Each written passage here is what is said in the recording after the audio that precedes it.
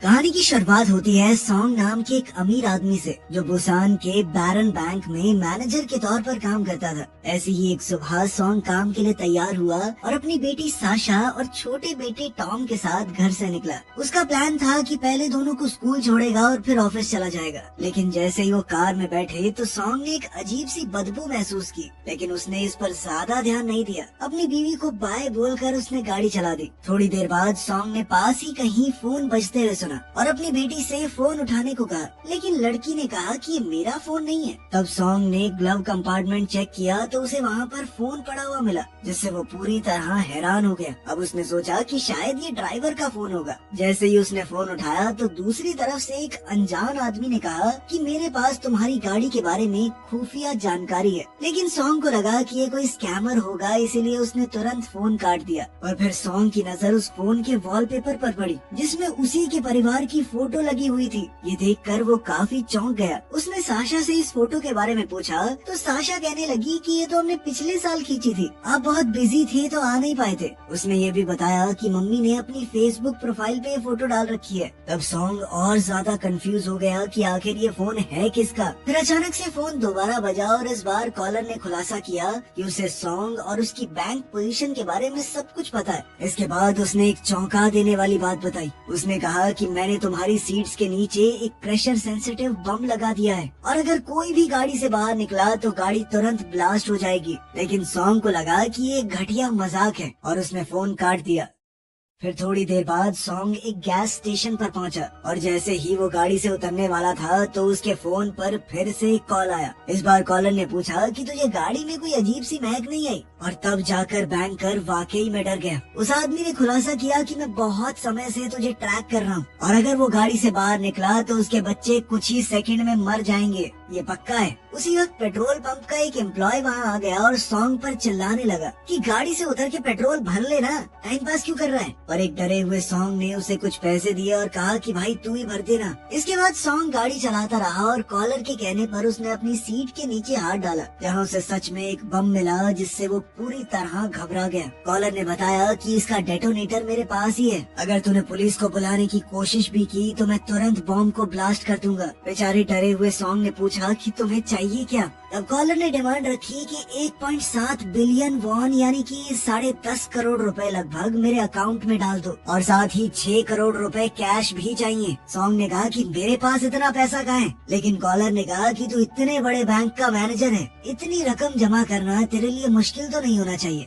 थोड़ी देर बाद वो बच्चों के स्कूल के पास पहुँचे, जहाँ टॉम के दोस्त गाड़ी के पास आकर उससे मिलने लगे थे। पर सॉन्ग ने घबरा कर अपने बेटे को गाड़ी से बाहर ना निकलने को कहा और फिर जल्दी से बाकी बच्चों को वहाँ से भगा दिया। बेचारे बच्चे समझ ही नहीं पा रहे थे कि ये क्या हो रहा है। लेकिन फिर कॉल कर रहे आदमी ने सॉन्ग को मजबूर किया कि वो उन्हें सच बताए। तब सॉन्ग ने मजबूरी में बच्चों को बताया कि उनकी सीट के नीचे बम लगा हुआ है और ये सुनते ही दोनों बच्चे पूरी तरह घबरा गए। इतनी देर में सॉन्ग को अपने कलीग का कॉल आया, जो बहुत ज्यादा घबराया हुआ था। पता चला कि उसे भी इसी अजनबी का फोन आया था और उसकी गाड़ी में भी बम लगा हुआ है। सॉन्ग ने उससे उसकी लोकेशन पूछी और थोड़ी ही देर में वहाँ पहुंचकर उससे मिला। वहाँ उसने देखा कि उसके कलीग की बीवी भी कार में बैठी हुई थी, लेकिन वो बाहर निकलना चाह रही थी क्योंकि आज का दिन उसके लिए बहुत जरूरी था। उसे बम वाली बात पर यकीन नहीं हो रहा था, इसलिए सॉन्ग ने उसे शांति से समझाया और थोड़ी देर गाड़ी में ही बैठे रहने को कहा, जिसे वो मजबूरी में मान गई। इसी बीच एक आदमी वहाँ पर आया और सॉन्ग पर चिल्लाने लगा क्योंकि उसकी वजह से सड़क ब्लॉक हो रही थी। इसीलिए उसने माफी मांगी और गाड़ी हटाकर पार्क करने के लिए आगे बढ़ गया। लेकिन वहीं दूसरी ओर उसके कलीग की बीवी इंतजार करते करते थक चुकी थी और वो मना करने के बावजूद गाड़ी से बाहर निकल गई। अगले ही पल गाड़ी जोरदार धमाके के साथ ब्लास्ट हो गई, जिसमें सॉन्ग का कलीग और उसकी बीवी दोनों वहीं पर मर गए। एक तो ये लड़कियां प्यार से बात क्यों नहीं मान सकती। ये देखकर वहाँ मौजूद सब लोग और सॉन्ग का पूरा परिवार पूरी तरह हिल गया, क्योंकि इससे ये पक्का हो गया था कि धमकी बिल्कुल सच्ची है। उसके बच्चे शौक में चले गए थे और धमाके की वजह से एक लोहे का टुकड़ा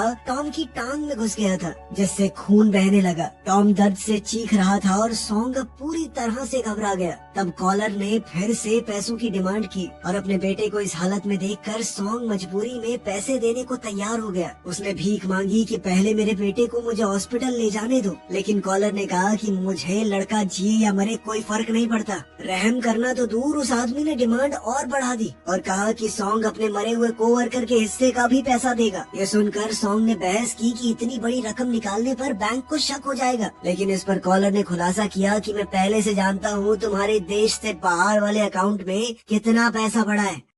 फिर हार कर सॉन्ग ने अपने एक जूनियर को कॉल किया और उसे बताया कि मुझे एक नई इन्वेस्टमेंट अपॉर्चुनिटी मिली है। सॉन्ग ने उससे कहा कि वो तुरंत उनके वीआईपी क्लाइंट्स को कन्विंस करे ताकि वो अपना पैसा इन्वेस्ट करने के लिए मान जाए। उसका जूनियर मान गया और कुछ क्लाइंट से बात भी की, लेकिन फिर भी जो पैसा जमा हुआ वो कॉलर की डिमांड जितना नहीं था। इससे परेशान होकर सॉन्ग ने अपने जूनियर से वीआईपी क्लाइंट्स की लिस्ट मांगी ताकि वो खुद उनसे बात कर सके। थोड़ी देर बाद सॉन्ग ने उनके सबसे इम्पोर्टेंट क्लाइंट से बात की और उन्हें समझाने की कोशिश की कि ऐसी इन्वेस्टमेंट का मौका जिंदगी में एक बार ही आता है। उस औरत को इस बात में काफी दिलचस्पी हो गई और उसने बताया कि उन्होंने अभी अभी अपनी एक जमीन भी बेची है, लेकिन इतना बड़ा फैसला लेने से पहले मुझे अपने पति से बात करनी पड़ेगी। लेकिन सॉन्ग ने जिद करनी शुरू कर दी कि मैम टाइम नहीं है, जल्दी से करना पड़ेगा हमें। लेकिन इस बात से औरत को शक हो गया और उसने तुरंत कोई भी फैसला लेने से मना कर दिया। अगले ही पल कॉलर ने कहा कि पहले कैश से शुरुआत करते हैं और उसने सॉन्ग से अपनी बीवी को कॉल करके पैसे भेजने को कहा। कोई और रास्ता न देखकर सॉन्ग ने तुरंत अपनी बीवी को फोन किया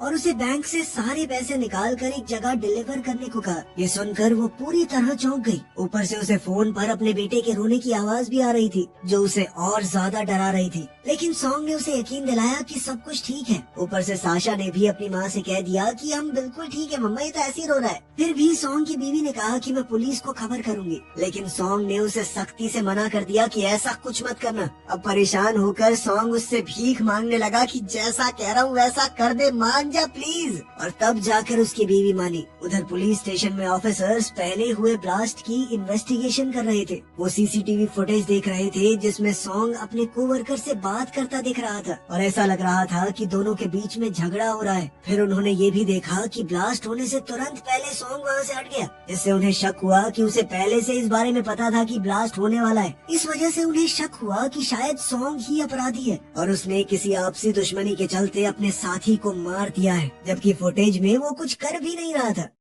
खैर दूसरी ओर थोड़ी ही देर बाद सॉन्ग बैंक के सामने पहुंचा, जहां उसने देखा कि उसकी बीवी भी वहां आ चुकी थी, लेकिन वो अपनी एक सहेली को साथ ले आई थी, जिससे सॉन्ग को घबराहट होने लगी। फिर उसकी बीवी पैसे निकालने के लिए बैंक के अंदर चली गई, जबकि उसकी सहेली सॉन्ग से बात करने के लिए कार की खिड़की पर नॉक करने लगी। पर डरे हुए सॉन्ग ने उसे दूर रहने का इशारा किया और वहाँ से गाड़ी भगा दी। पैसे निकालने के बाद सॉन्ग ने अपनी बीवी से कहा कि कॉलर के कहने पर बैग को एक मेल बॉक्स के सामने रख दे। उसकी बीवी ने ऐसा ही किया, लेकिन थोड़ी देर बाद उसने बताया कि एक लंबा सा आदमी उसकी तरफ आ रहा है और उसे बड़े अजीब तरीके से घूर भी रहा था। ये सुनकर सॉन्ग तुरंत उस तरफ गाड़ी भगा कर ले गया और अपनी बीवी को तुरंत वहाँ से निकल जाने को कहा। लेकिन जब तक सॉन्ग वहाँ पहुँचा तब तक पुलिस उस आदमी को उसकी बीवी की मदद से गिरफ्तार कर चुकी थी। ये सुनकर सॉन्ग ने चैन की सांस ली कि शायद अब वो और उसका परिवार सुरक्षित है। पर अगले ही पल उसकी सारी उम्मीदें टूट गयी, क्योंकि कॉलर अभी भी फोन पर ही था। उसने कहा कि पुलिस को साथ मिलाकर तुमने बहुत बड़ी गलती कर दी है। इसके बाद उस आदमी ने काउंटडाउन शुरू कर दिया और सॉन्ग और उसके बच्चे अपनी मौत के लिए तैयार हो गए। लेकिन अचानक गाड़ी की बजाय वो मेल बॉक्स ब्लास्ट हो गया। पूरा इलाका धुएं और आग से भर गया, लेकिन किस्मत से सॉन्ग की बीवी जिंदा बच गई और वो उससे बात कर पाई।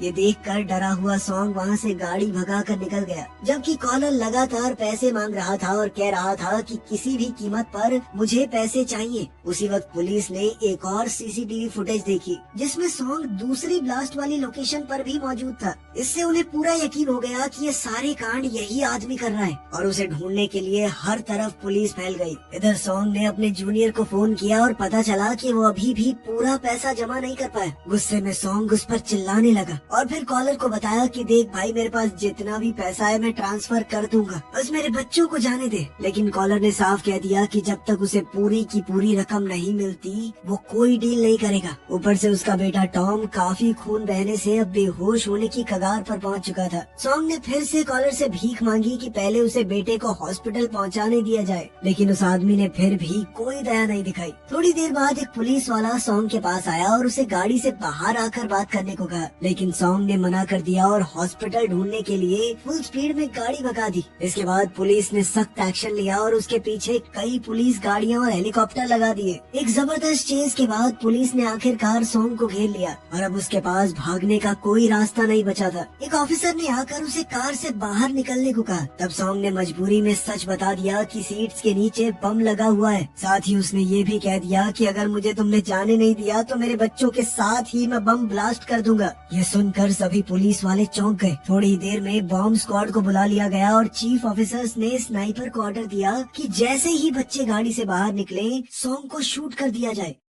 फिर एक फीमेल ऑफिसर सॉन्ग के पास आई और उसे अपने बच्चों को छोड़ने के लिए भीख मांगी, लेकिन एक बेहाल सॉन्ग ने मना कर दिया और फोन की ऑन कॉल स्क्रीन दिखाई। ऑफिसर को समझ आ गया कि मामला कितना नाजुक है, इसीलिए उसने पानी की बोतलें और एक वॉकी टॉकी दे दिया ताकि पुलिस सब कुछ सुन सके। जब पुलिस वहाँ से थोड़ा दूर हुई तो सॉन्ग ने वॉकी टॉकी को फोन के पास रख दिया। उसने कॉलर से बात करने की कोशिश की, लेकिन दूसरी तरफ से कोई आवाज नहीं आई। तभी उसे कॉलर का एक मैसेज मिला जिसमें लिखा था कि वॉकी टॉकी को पहले बाहर फेंक दे। मजबूर होकर सॉन्ग ने ऐसा ही किया और पुलिस वाले हैरानी से देखते रह गए। फिर सॉन्ग ने आसपास देखा और भीड़ को देखकर उसे समझ आ गया कि कॉलर इन्हीं में से कोई है। उसने गाड़ी का हॉर्न बजाया और कॉलर के फोन से भी उसी हॉर्न की आवाज आई। इससे साबित हो गया कि वो आदमी आसपास ही है। कुछ पल बाद सॉन्ग ने भीड़ में एक आदमी को फोन पर बात करते देखा, लेकिन वो बस बेबस होकर उसे देख सकता था, पुलिस को कुछ भी बता नहीं सकता। फिर कॉलर ने सॉन्ग से कहा कि अगर तुम एक आम जिंदगी जीते तो ये सब कभी नहीं होता। उसने सॉन्ग से 6 साल पहले की बातें याद करने को कहा, जब सॉन्ग बैरन बैंक में काम करता था। लेकिन इससे पहले कि वो आगे कुछ कह पाता,